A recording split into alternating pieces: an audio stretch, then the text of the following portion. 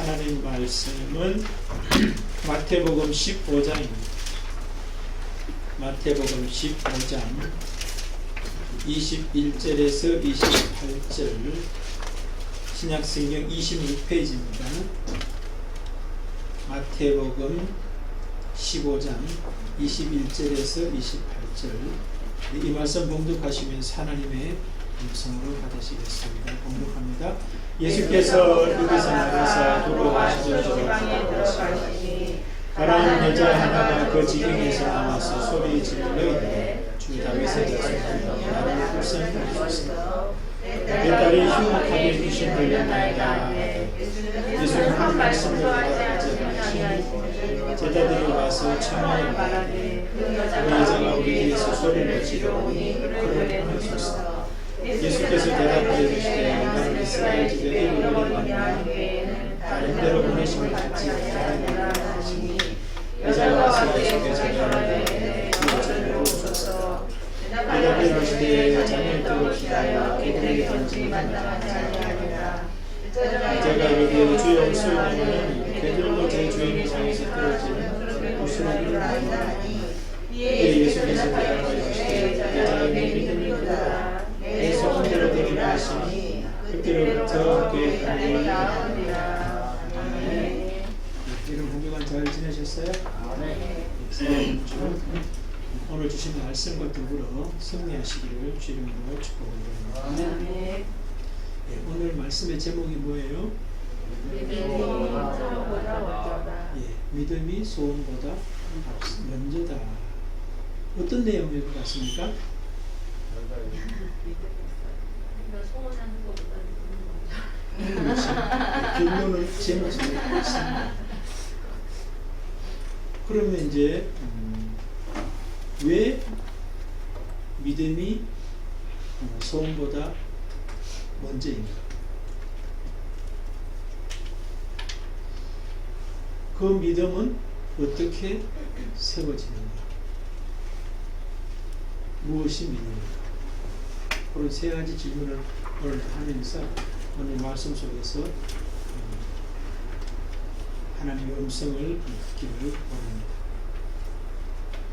대부분 사람들이 소원이 있죠. 소원. 소원의 뜻이 뭐냐면 어떤 일이 이루어지기를 바람 또는 그런 일, 이렇게 국어 사전은 정의하고 있다. 근데 어떤 일이 이루어지기를 바라는 것이 소원인데, 근데 그것보다 더 우선하는 것이 바로 믿음이다라고 말씀하네요. 이상하다. 소원이 더 문제 아닐까? 그렇게 생각하실 수 있습니다. 대부분의 사람들은 믿음보다 소원을 우선시합니다. 바로 오늘 본문 속에서도 자기가 소원하는 것을 성취하기 위해서 우선적으로 행동하는 모습이 나타납니다. 그런데 예수님은 사랑하는 딸아, 여자여, 소원보다 먼저인 것이 믿음이라고 말씀해 주시고 또 그것을 가르쳐 주시고 세워 주시는 것이죠. 옆에 방문 축복하십시다. 믿음이 소원보다 먼저입니다. 믿음이 소원보다 먼저입니다. 김정은 아멘이에요? 가만히 계시길래 제가 혹 찔러가지고 그래 되게 쉽지 않죠, 그죠? 믿음이 소원보다 먼저라는 것이 우리의 삶에서 실행되기가 쉽지 않아요.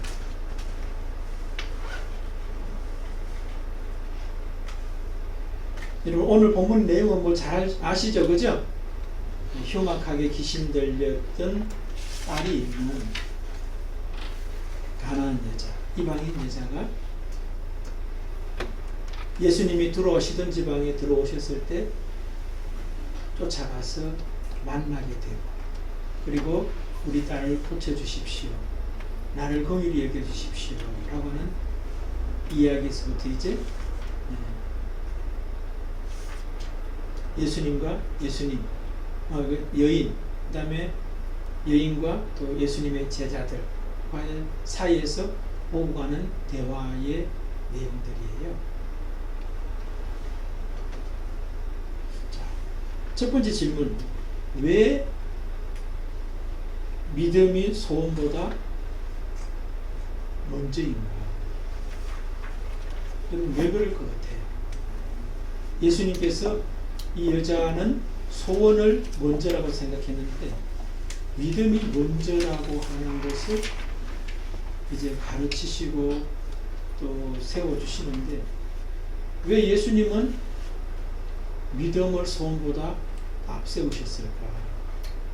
그것을 우리가 알면은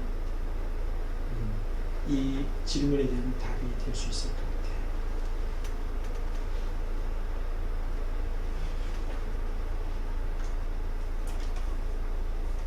여러분, 왜 그래? 이 여인은 딸의 치유보다도 믿음이 더 먼저 필요하다라고 하는 것이 예수님의 답이잖아요. 왜 그래요?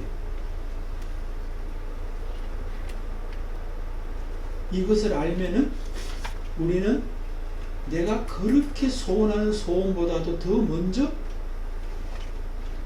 믿음을 쫓아가게 돼 있어요. 그 이유와 목적을 모르면 우리는 반드시 믿음보다 내가 소원하는 것을 먼저 쫓아가게 되어 있어요.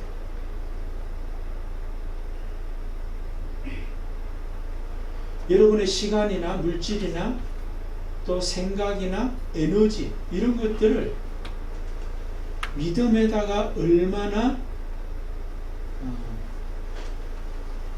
쏟고 있는가를 한번 생각해 보세요. 그렇지 않다면 우리는 뭐예요? 한 주간의 삶을 돌아보면, 짧게는 하루만 돌아보더라도 소원을 위해서 달려가고 있는 나의 현실이 보일 거예요. 오늘 이 모습 속에서도 보면 여자는 소원을 향해서 막 달려가고 있어요.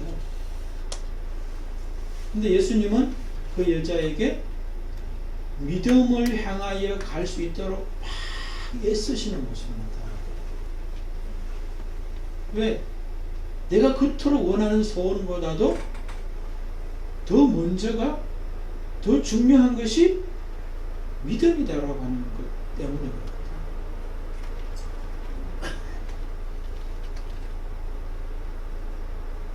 이 여자의 소원은 뭐였어요? 딸이 흉악한 귀신 들림에서 낫는 것이죠. 그죠? 믿음을 통하여 얻은 것은 그럼 뭐예요? 그게 이제 믿음이 주는 결과를 보면은 딸이 치유되는 것보다도 더 크기 때문에 예수님께서 소원보다도 더 먼저가 믿음이다, 그렇게 말씀하시는 거 아니에요. 딸 치유받는 것보다 더 큰 것을 이 여자는 결과적으로 무엇을 받았어요? 그렇죠. 믿음이. 근데 받은 믿음의 내용들이 뭐냐를 제가 지금 느끼는 거예요. 딸 치유보다 더 큰 뭔가를 지금 받았어요.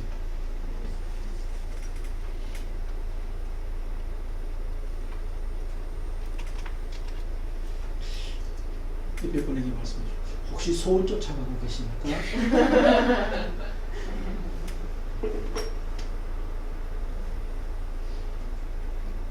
굉장히 중요한 얘기예요.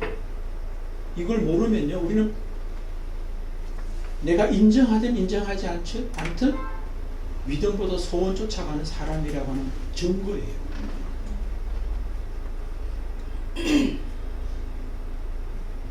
자, 딸은 치유받았죠, 결과적으로. 그죠?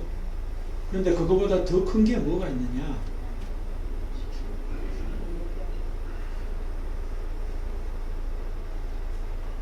우선 예수님과 이 여인의 대화 속에서 하나하나 이겨나가는 것이 있는데, 그게 뭐냐면은 예수님이 침묵하시죠. 그죠? 고쳐달라 하는데 아무 소리 안 하시고 침묵하십니다. 침묵하실 뿐만 아니라 지나쳐 가시죠. 그죠? 그랬더니 뒤에서 막 이 여자가 따라오면서 소리를 질러요. 고쳐달라. 불쌍히 여겨달라.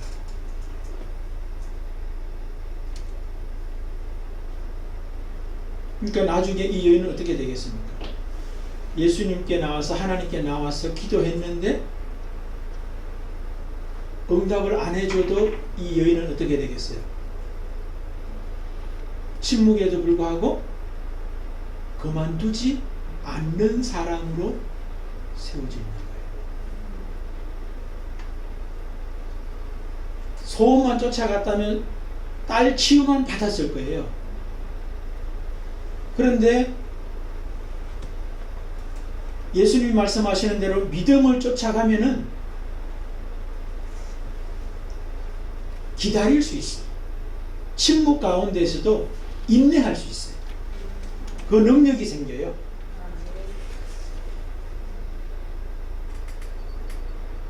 예수님은 이 여인에게 그걸 지금 주고 있네요. 나와 너 사이에 내가 아무 소리 안 하고 있어도 네가 기다릴 수 있을 뿐만 아니라 오히려 더 적극적으로 주님을 찾는 자 되는 사람으로 지금 세워주고 있는 거예요. 여러분, 딸 치유가 되는 것도 귀한 선물이죠. 그죠? 그러나 어려움들 만났을 때, 특별히 예수님이 침묵하시는데도 불구하고 그 예수님을 오히려 더 찾을 수 있는 사람으로 지금 이 사람은 세워지고 있는 은혜를 지금 받고 있어요.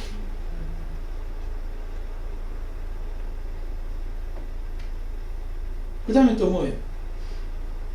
무시죠. 그죠? 무시하는 어떤 그런 모습. 예수님도 지나갔다는 말은 뭐예요?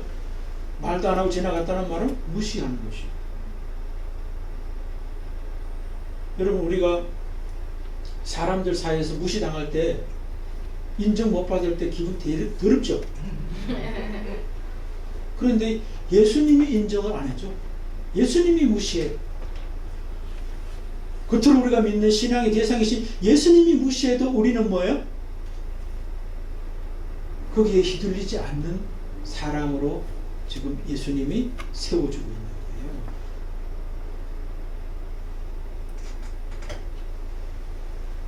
그 다음에 제자들이 반대하죠. 그죠? 아, 시끄럽습니다. 예수님 빨리 그냥 어떻게 해가지고 쫓아보냅시다 하는 그런 이야기를 제자들이 합니다.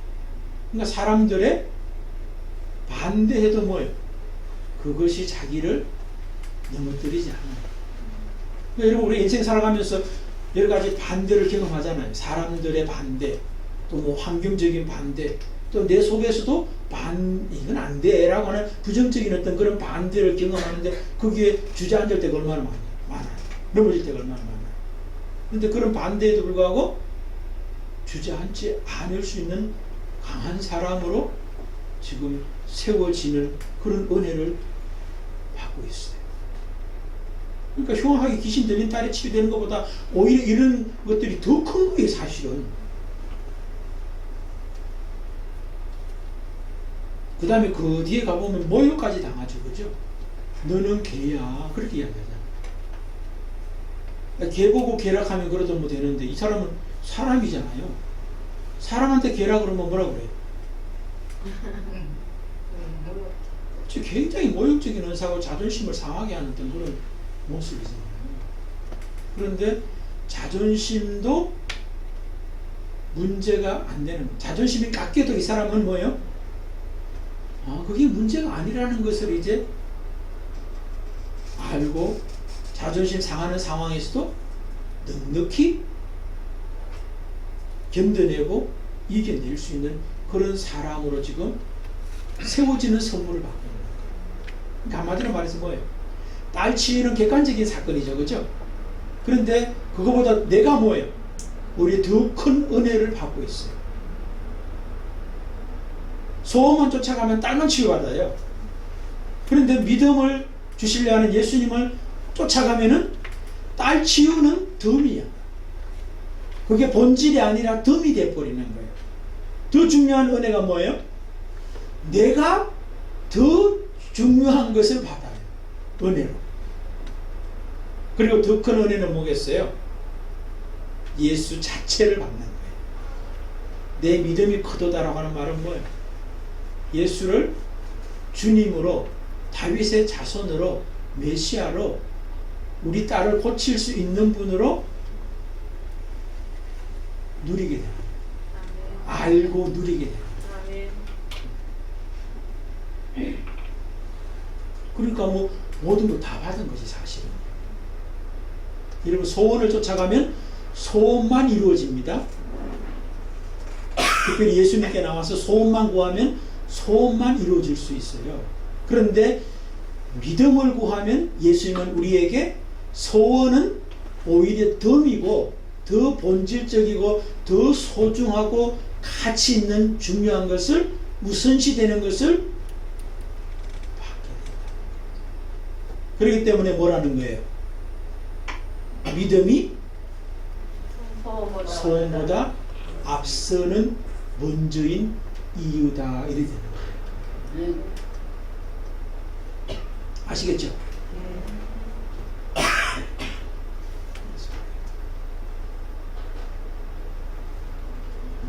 이삭을 모리아산에서 이제 하나님 앞에 드렸던 아브라함 이야기 제가 자주 하잖아요.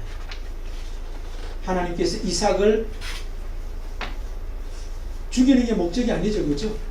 이삭을 달라 하시는 이유와 목적은 너는 이삭으로만 만족하면 안 된다는 거예요.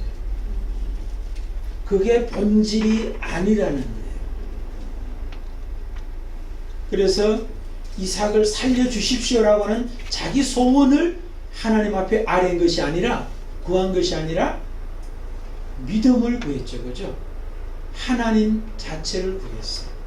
그랬더니 뭐예요? 하나님, 바로 여호와 일의 하나님을 받을 뿐만 아니라 덤으로 이삭을 받아요. 그러니까 여러분, 지혜로운 자 되시길 바랍니다. 아멘. 인생을 살아가면서 지금 여러분들 소원이 있을 거예요. 그 소원이 여러분의 기도 제목이다. 그렇게 보면 틀리지 않죠. 특별히 믿음의 사람들에게는. 그리고 여러분의 시간과 물질과 재능과 여러분의 삶에 어디다 여러분을 던지고 있느냐, 거기가 여러분의 소원인데, 거기보다 더 먼저 뭐예요? 믿음에다가 넣어야 되는 거예요. 남현선 집사님 아시겠죠? 네. 일주일의 시간을 돌아보세요. 시간과 내 생각과 물질과 내 몸을, 마음을 어디다 던지고 있느냐는 거예요. 투자하고 있느냐는 거예요. 우선시 드리고 있느냐는 거예요. 거기에 던지면 그것만 얻어요. 그것도 못 얻을 확률이 더 많고, 사실은 우리가 소원한다고 다 얻나요? 얻지 못해요. 그러나 소원이 덤이 되는 거예요. 본질이 아니라, 먼저가 아니라 덤이 되게 하는 게 바로 뭐냐? 믿음이 먼저인 것을 알고 거기에 나의 시간과 물질과 내 몸과 생각과 에너지, 모든 것을 먼저 넣는 거예요. 하나님의 음성으로 들려주시기를 주 이름으로 축복합니다. 아멘. 두 번째, 그럼 그 믿음은 어떻게 세워지는가? 예수님께서 이 여인에게, 소원을 찾아왔던 이 여인에게 믿음을 먼저라고 하는 것을 가르쳐 주시고 세워주시는 모습, 그리고 나중에는 내 믿음이 크도다 할 정도로 믿음이 있는 데서 끝나는 것이 아니라 큰 믿음으로 세워주시는 그 과정을 살피면 믿음은 어떻게 세워지는가에 대한 대답이 나오겠죠. 그죠? 믿음은 어떻게 세워집니까, 여러분?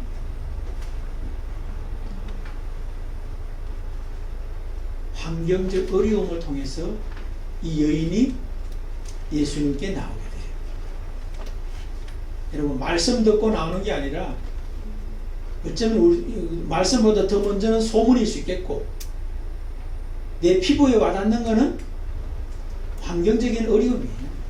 환경적 어려움이 내가 믿음으로 나아오는, 그리고 예수님께서 우리를 믿음으로 세워가시는 데 사용하는 통로 중에 하나가 피부에 와닿는 게 바로 환경적 어려움이에요. 여러분들도 어때요? 모태신앙이 아닌 대부분의 사람들은 환경적 어려움 때문에 뭐예요? 예수를 만나게 되는 계기가 되는 경우가 아주 많아요. 더 설명 안 해도 되겠죠, 그죠? 그러니까 흉악하게 귀신 들린 딸이 오히려 은혜가 된 거예요. 여러분들이 지금 소원이 어쩌면 뭐예요? 거기에 매달려야 할 내용이 아니라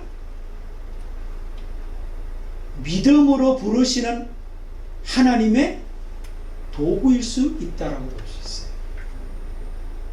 흉악하게 귀신 들렸기 때문에 예수께 나와서 믿음의 훈련을 받게 되는 거 아니에요. 시작하는 거 아니에요. 예수님을 축복해 주십시오. 소원이 믿음으로 부르시는 통로입니다.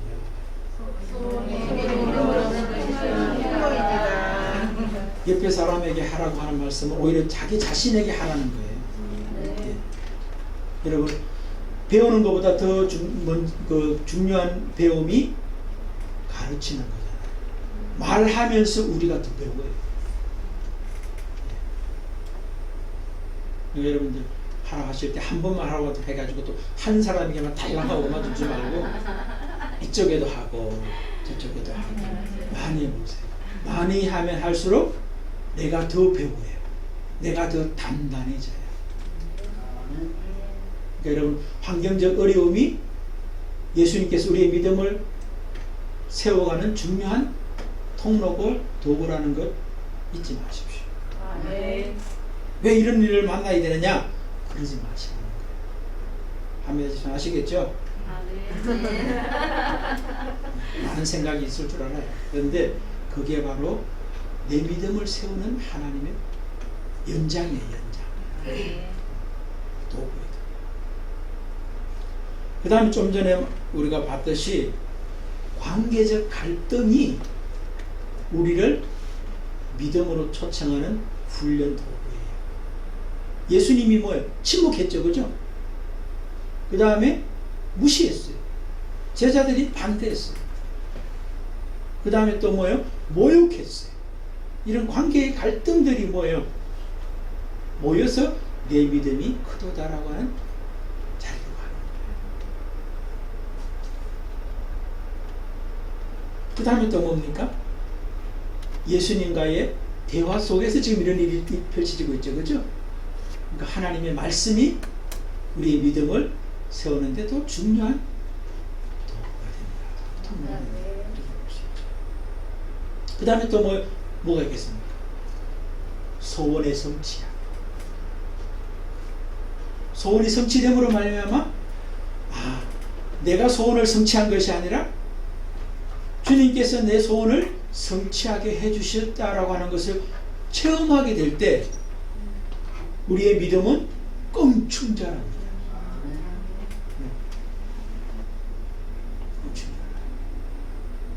그러니까 환경적 고통, 관계적 갈등, 하나님의 말씀, 그 다음에 내가 소원했던 것의 성취, 체험적인 신앙의 체험, 이런 것들이 우리의 믿음을 자라게 한다, 이렇게 볼 수가 있습니다. 우리 야곱 같은 경우 보십시오. 야곱이 이스라엘로 세상의 가치를 쫓아가던 사람이 믿음의 가치를 쫓아가는 사람으로 바뀌어지는데 뭐예요? 요셉이 그 뭐예요? 야곱이 막 애쓰는 것보다 더 먼저 뭐예요? 하나님이 그렇게 환경을 통하여, 관계적 갈등을 통하여서, 또 하나님의 말씀을 통하여, 그 다음에 응답을 통하여 세워지잖아요. 그죠? 하나님, 야곱이 이스라엘을 세워집니다. 형과의 갈등, 그 다음에 또 뭐예요? 광야의 생활, 형한테 쫓겨가면서 광야에서 자는 광야의 생활. 또 뭐 삼촌 집에 갔을 때 또 자기보다 한 수도 높은, 한 수가 아니지 여러 수가 높은 외삼촌한테 막 이제 훈련을 받아 부자가 됐어요. 하여튼 뭐 나중에 이제 에서 만날 때 그런 모습들 보십시오. 하나님의 그 정도면 됐다라고 하는 이스라엘이라고 하는 이름을 딱 걸어가신 것을. 하나님이 옛사람 야곱을 믿음의 사람, 하나님의 사람으로 쫙 훈련시켜봐요. 마지막, 그런 믿음이 뭐냐는 거예요. 이게 이제 제일 중요한 거예요, 오늘. 여러분, 믿음이 뭐예요? 사전에 찾아보니까 믿음은 어떤 사실이나 사람을 믿는 마음. 이거 볼 때 제가 볼 때는 사전이 좀 잘못됐어요. 믿음이라는 단어를 정의할 때 믿음이라는 말이 들어가면 그건 정의가 잘못된 거예요. 그러니까 믿음을 정의하는데 믿음이 들어가면 그게 제대로 정의되지 않잖아요. 그렇죠? 근데 그렇게 돼 있어요. 사전에는 믿음은 어떤 사실이나 사람을 믿는 마음이 믿음이다. 그렇게 돼 있는데,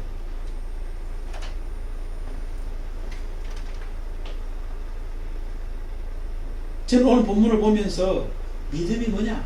한마디로 정의한다면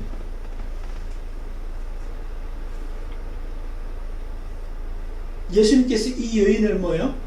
전방위적으로 훈련을 시키죠. 그죠? 환경의 어려움들, 관계적 갈등, 하나님의 말씀, 소원의 성취, 이런 것들을 통해서 이 여인을 훈련시키고 내 믿음이 크도다 내 소원대로 되리라 하시는데, 큰 믿음이 뭐냐? 예수님 인정하는 큰 믿음이 뭐냐? 우선 결론을 제가 먼저 말씀드릴까요? 믿음은 전방위적 하나님의 훈련에 대해서 전방위적 대응 능력이에요.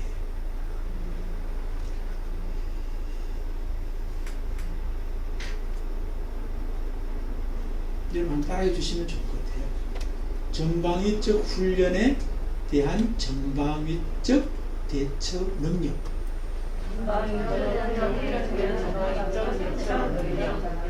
전방위가 뭐예요? 최전방 뒤에 있는 것들과 전방인가? 그런 말 아니고, 여기서 전방이라는 말은 뜻은 제가 찾아봤는데, 가능한 모든 영역의 걸침을 이루는 말. 그러니까 모든 영역, 앞뒤, 좌우, 위, 아래, 전방위, 모든 방위, 다른 말로 하면 환경적인 것이든 관계적인 것이든 영적인 것이든 또 내 자신과의 관계든 모든 측면에서 모든 관계가 전방위예요. 예수님께서 이 여인에게 전방위적으로 믿음의 훈련을 시키시잖아요. 그죠? 오늘 제가 내면적인 건 이야기 안 했지만 내면적인 분명히 있어요. 그런데 이야기를 안 했을 뿐이에요. 그러니까 바깥에 뿐만 아니라 안으로 모든 전방위적으로 훈련을 지금 다 시키는데, 이 여인이 뭐예요? 그 훈련을 제대로 대처하는 능력 있는 사람으로 세워져요. 그러니까 내 믿음이 크도다 이래야 되는 거예요. 그러니까 믿음은 뭐냐? 전방위적 대처 능력, 이렇게 하면 더 짧게 되는 거예요. 그러니까 모든 면에서 제대로 대처할 수 있는 능력이 믿음이다 이래야 되는 거예요. 환경적으로 딸이 흉악하게 귀신 들렸는데 그것이 더 이상 이제 문제가 안 되는 사람으로 바뀌었죠. 그죠? 관계, 예수님과 관계라든가 비난하던 어떤 그런 제자들과 문제가 안 될 뿐만 아니라 오히려 그들이 나를 전방위적 믿음으로 대처 능력 있는 사람으로 세워주는데 통로가 됐다. 이렇게 되는 거예요. 자기 내면을 어떻게 했어요? 얼마나 이 딸 때문에 고민하고 고통받고 힘들었겠어요. 전인적으로. 그러나 그것이 오히려 고통의 순간을 지나서 전방위적 대처 능력이 생기고 나니까, 믿음이 생기고 나니까 오히려 그것이 은혜였다. 이렇게 되는 거예요. 그런데 오늘 제가 여기서 믿음은 전방위적 대처 능력이다라고 하는 말씀을 드리면서 특별히 더 전인적 대처 능력이 이 여인에게 예수님께서 세워주시는 믿음의 굉장히 중요한 포인트다라고 하는 이야기를 잠깐만 드리고 마치려고 해요. 여러분, 우리가 그 22절만 봐도 믿음 있는 거 아닌가 하는 생각을 하게 돼요. 22절 같이 읽어봅시다. 가나안 여자 하나가 그 지경에 나와서 소리 질러 이르되 주 다윗의 자손이여 나를 불쌍히 여기소서 내 딸이 흉악하게 귀신 들렸나이다 하되. 이거 믿음 있는 거 아니에요? 예수님께 나왔죠? 그 다음에 예수님은 어떻게 알고 있어요? 주 다윗의 자손이요. 그리고 또 뭐예요? 나를 불쌍히 여기소서 내 딸이 흉악하게 귀신 들렸다 라고 하는 말은 뭐예요? 당신이 나를 불쌍히 여기시고 내 딸을 고칠 수 있는 분이라고 믿습니다 라고 하는 믿음이잖아요. 근데 왜 예수님은 이때 안 고쳐주느냐는 거예요. 그때 고쳐줘도 되잖아요. 믿음이 있으니까. 다른 어떤 소경이라든가 뭐 안전병이라든가 또 다른 건 누구는 예수님께서 뭐예요? 내 믿음대로 되었지어다 라고 할 때 보면 믿음이 이런 것이 아니라 뭐예요? 다윗의 자손이시여 나를 불쌍히 여겨주십시오 라고 소경이 외쳤을 때 눈 띄워주잖아요. 근데 왜 이 여자는 안 해주냐는. 이것도 믿음이지만 이 여인에게 뭐예요? 더 큰 믿음을 주시기 위해서 지금 여기서 끝나지 않는다는 거예요. 그러니까 예수를 다윗의 자손, 주님인 줄 알고 있어요. 그리고 전에도 말씀드렸지만 여러 주 중에 하나가 아니라 하나밖에 없는 절대적인 주님으로 알고 있어요. 믿음이 제대로 서 있어요. 그런데 거기에서 예수님께서 뭐냐? 내가 내 딸을 고쳐주마라고 말씀하지 않는다는 거예요. 그러니까 큰 믿음은 지적인 이해가 큰 믿음이 아니라는 거예요.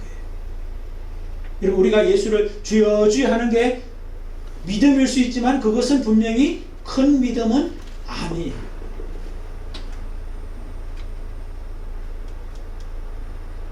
두 번째 이 여자를 보면은 26절 우리 같이 읽읍시다. 여자가 와서 예수께 절하며 이르되 주여 저를 도우소서. 말로만이 아니라 뭐 어떻게 합니까? 이 여자는요? 절한다는 말은 뭐라고 그랬어요? 행동으로 예수가 누군지를 표현하는 거예요. 그러니까 믿음은 뭐냐? 지적인 이해뿐만 아니라 의지적 행동이에요. 행동이 없는 믿음은 귀신도 가지고 있는 믿음이에요. 귀신도 하나님이 한 분인 줄 알고 믿고 두려워 떤다고 그랬어요. 그런데 귀신이 하지 않는 게 뭐예요? 말씀대로 행동하잖아요. 여러분, 우리의 믿음이 지적 이해에서 끝난다면 우리의 이해보다 사단이 더 잘 믿는 거예요. 아시겠죠? 그러니까 내가 지적 이해만 가지고 있는 믿음을 가지고 있다면 내가 오히려 뭐예요? 사탄보다 못할 수 있다라고 하는 거예요. 사탄도 지적 이해는 가지고 있어요. 오히려 우리보다 더 잘 알고 있어요. 그러니까 지적 이해가 믿음의, 특별히 더 큰 믿음의 핵심이 아니에요. 오늘 순서도 잘 보십시오. 지적 이해를 가지고 있을 때 그게 다가 아니야 라고 예수님께서 지금 이 여인에게 뭐예요? 몸소 가르쳐 주고 있잖아요. 응답을 미루면서까지 절하는 자리까지 이끌었죠. 그죠? 그래서 행동으로, 의지적으로 행동해요. 차원에서지. 그 과정을 제가 설명 안 대로 다 하니까요. 그 다음에 제일 중요한 게 하나 있어요. 그게 뭘까요? 감정적 동의. 감정적으로도 동의가 됩니다. 그게 어디서 알 수 있습니까? 26절이에요. 26절 7절 같이 봅시다. 대답하여 이르시되 자녀의 때 부차에 개들에게 던짐이 마땅하지 아니하니라. 여자가 이르되 주여 올소이다마는 개들도 제 주인의 상에서 떨어지는 부스러기를 먹느니라. 예수님께서 이 여인의 믿음을 세울 때 지적 이해, 주 다윗의 자손을 아는 데서 끝나지 않고 그것이 행동으로, 의지적 행동으로 표현되는 절하는 데서 오케이 됐어 이게 아니라 뭐예요? 하나 더, 한 걸음 더 나가요. 그게 뭐예요? 감정적으로도 동의가 돼야 돼요. 그것을 어떻게 해요? 자존심을 끌고 너는 개라고 하는 이야기라는 거. 얼마나 감정적으로 상처가 되는 이야기예요. 근데 그 상처를 통하여서 감정적 동의까지 이끌어내는 거예요. 그러니까 전인적이죠. 그죠? 지, 정, 의인데 이 순서도 중요해요. 제일 처음에가 지적인 이해라면 두 번째 뭐예요? 의지적 행동. 그 다음에 세 번째가 뭐예요? 감정적 동의. 여러분 우리의 삶에서 아는 것이 행동으로 나올 때는 감정적 동의 없어도 의지적 행동은 할 수 있어요. 꼴보기 싫은 인간 뭐예요? 감정적으로는 사랑이 안 돼도 뭐예요? 의지적으로는 할 수 있어요. 근데 그건 뭐예요? 마음이 없는 행동이야. 근데 마음까지 같이 가는 온전한 모습이 뭐예요? 내 마음, 중심, 마음의 동의, 감정적 동의가 있을 때 제대로 된 거거든. 그러니까 제일 쉬운 게 지적 이해고 그 다음에 의지적 행동이고 제일 어려운 게 뭐예요?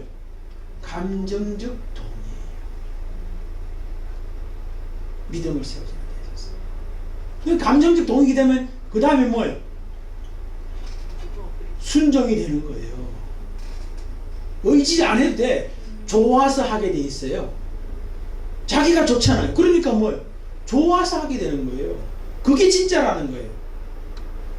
근데 이 여인은 뭐예요? 그 자리까지 갔어요. 아니 그 자리까지 예수께서 훈련시켜서 이끌어 갔어요. 그랬더니 뭐예요? 소원은 덤이고 오히려 믿음이 주는 축복이 본질이 되는 은혜를 받은 거예요. 여러분 삶의 자리에서 환경적으로 고통을 받고 있고 관계적 갈등을 겪고 있고 또 뭐 내 속에서 또 막 힘들고 어려운 어떤 이런 것들이 있다면 그것은 뭐예요? 지적 이해, 의지적 행동, 감정적 동의로 나를 전인적 더 나가서 뭐예요? 전방위적 대처 능력이 있는 사람으로 세우시려는 하나님의 은혜다. 옆에 분 축복하십시다. 전방위적 대처 능력이 있으시기를 바랍니다. 저는 여러분 축복합니다. 전방위적 대처 능력이 믿음이 있으시기를 축복합니다. 아멘.